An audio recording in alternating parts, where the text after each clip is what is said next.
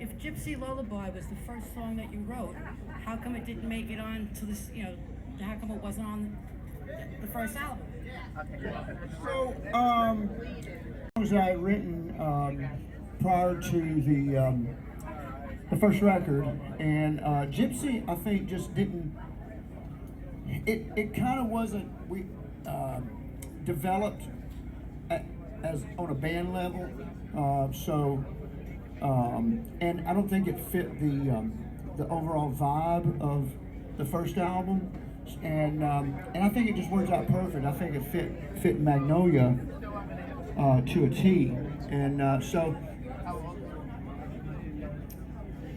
the record company. You know what, man? I tell you what. To their credit, to Atlantic credit, they had no reins on us whatsoever.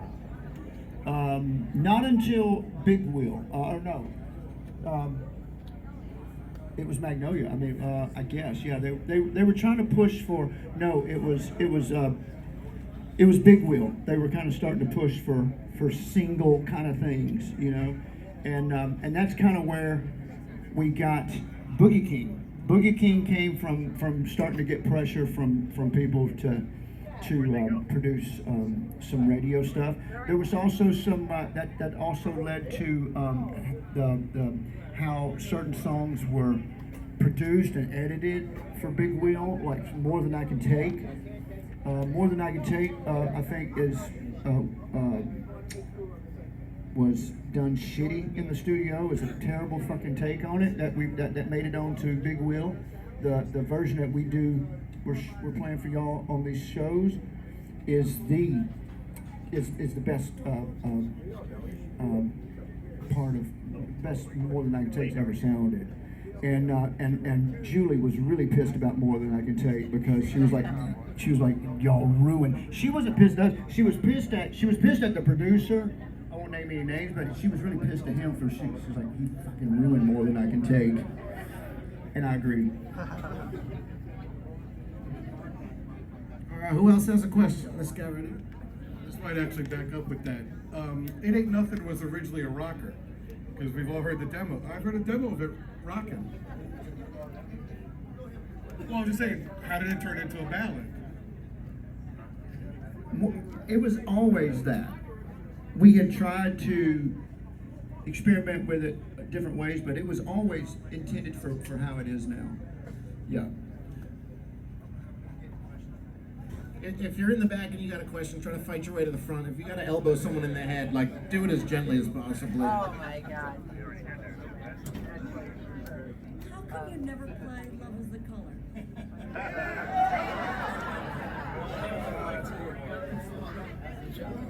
First off, because we do whatever the hell we want to do, and B, there's reasons why certain songs ain't on the fucking records.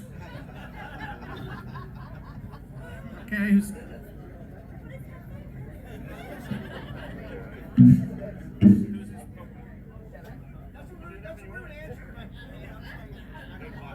Fair enough.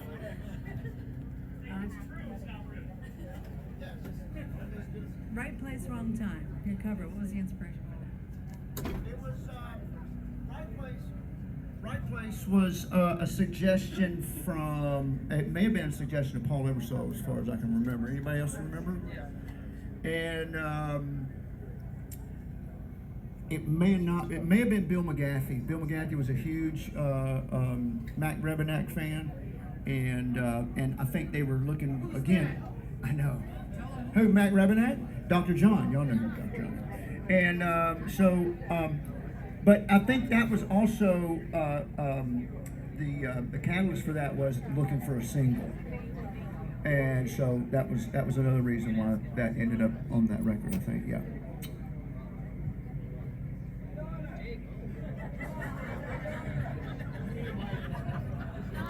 Is the owl on the poster a tribute to Rush's Fly By Night?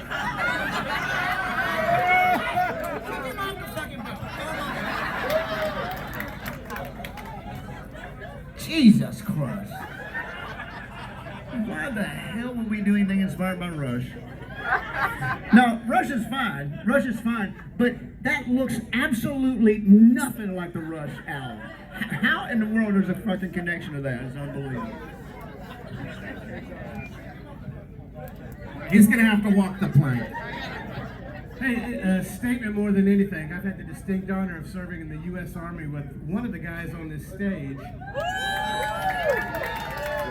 And I got to out him as a bona fide rock and roll star to our whole unit while he tried to lay low.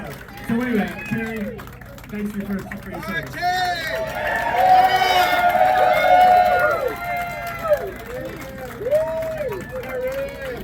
The United States of Terry.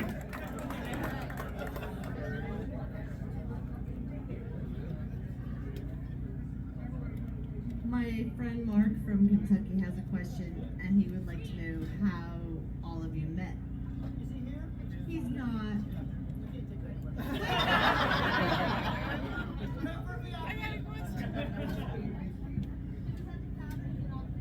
I don't care. What's the question? How we meet? That's way too much. We don't have that much time. We met. You know the story. So I was living in Murfreesboro, Tennessee. I had started writing all these songs. Started coming to me out of nowhere, like Gypsy Lullaby, Rabbit, all these songs. And there was a magazine in Nashville called The Metro, and so that's where all the like want ads were, and the band, want ads and stuff like that. And so I was like, man, I gotta find some guys to play music with, man. I never really had a band, So I picked this thing up and I'm looking through the want ads, and here was an ad that said guitar player looking to form a band, a blues, rock, funk, and I said, that's my guy. And I called him up, and it was Rick, and I called him and I said, hey, and I called Rick and I said, hey man, we're gonna start a band. And he was like, okay. I was like, well, what?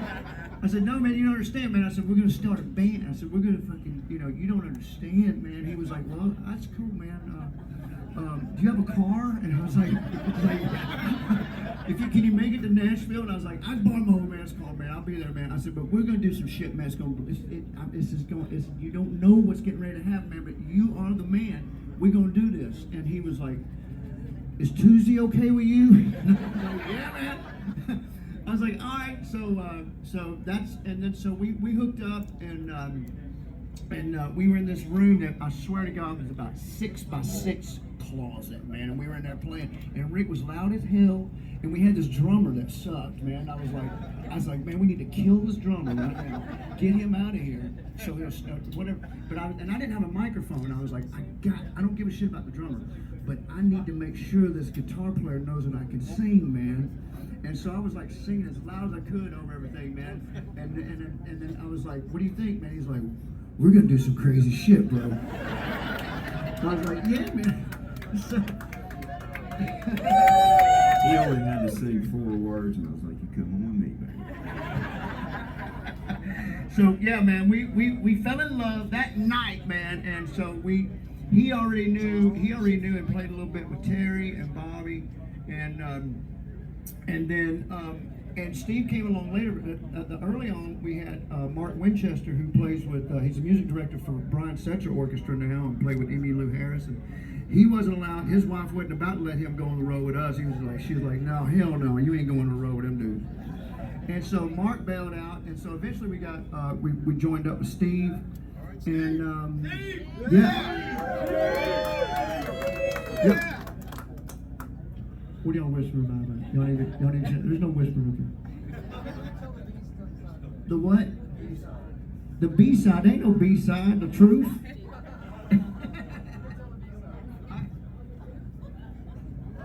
So there's another angle to this story, and Mike didn't know it.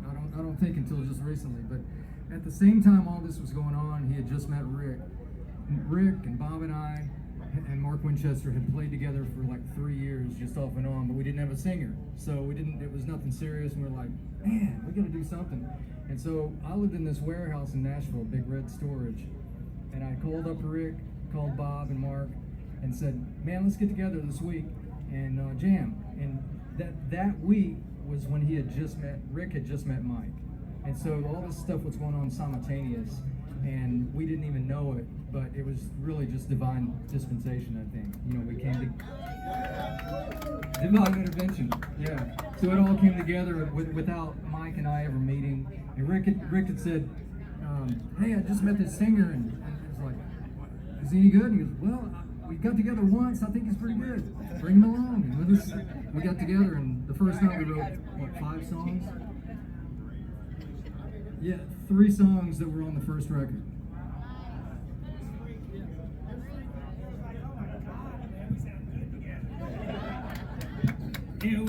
It was kind of weird because we were all sitting there stunned and just would go on to the next song, and we'd, Rick had pulled out a riff like Shaking the Blues, and we'd all just have these parts that just gelled, and Rick would hang on and flip through all these lyrics and start singing, and it was like, man, we're good.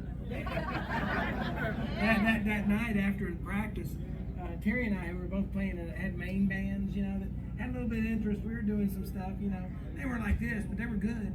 And we were sitting at Crystal's, neither one of us saying a word, staring at our Crystal burgers late at night. And I don't remember who said it, but one of us looked up at the other and said, we're going to piss a lot of people off. And sure enough, yeah, our bands were mad, but they stepped back and said, you guys got to do this. I'll tell you, yeah. I'll tell you something else that was really crazy. You were talking about that night, man. Like all this shit. Like I had been writing all these songs, and a lot of the stuff I didn't have music to at the time. I was just like writing all the stuff, man, and it was just like nonstop for a while there. And but like Shaking the Blues, I didn't have any music to it. I don't think I did. And then so what happened was. That's what was so crazy about it. The very first night, man, like we came up with something. There was no music to Shaking the Blues. It was just lyrics, and so it was just like and it just fit to a T. It was like I've been waiting, never turned it trying to find a reason why I should know. And we wrote that shit. It's like they came up with the music, man, and it just fit. So it was like, man, this is some real deal shit. I told you, Rick.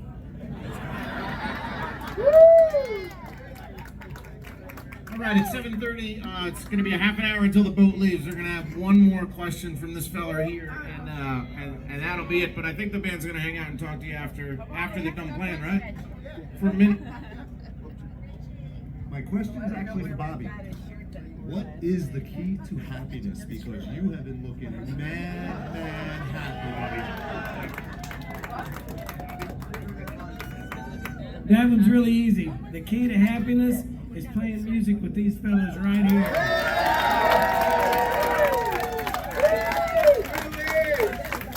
All right, thanks y'all for coming out on this cruise and for being here the last 2 nights. Let's thank the Wheelies for spending the extra time chatting with everybody. The boat's leaving in a half an hour. The band's gonna play 2 sets tonight. They're gonna take a break right at the time we get to the Statue of Liberty, so everybody can go outside and get pictures with the statue. We're gonna time it right.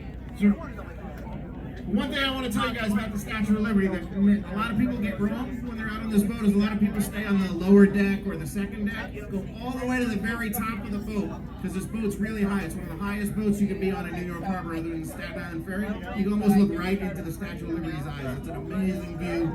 I want to make sure you'll make the most of it when we get there.